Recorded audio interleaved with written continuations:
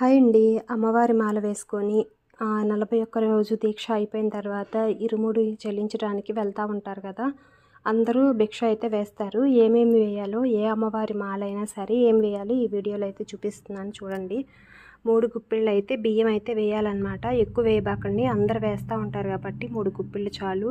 మళ్ళీ వాళ్ళ జోలు సంచి మోయలేరు. అందుకని చెప్పేసి కంపల్సరీగా తాంబూలంతో మనకి తోచినన్ని డబ్బులతో పాటు కంపల్సరీగా రూపాయి కాయిన్ అనేది పెట్టాలి.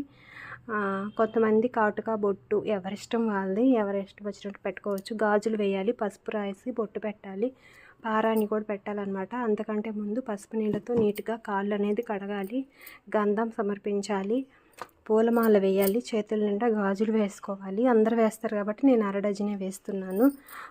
అగరబత్తులు చూపించాలి, లాస్ట్న హారతి ఇవ్వాలి, కాళ్ళకు నమస్కారం చేసుకొని అమ్మవారిని భావించుకొని అమ్మవారిలాగే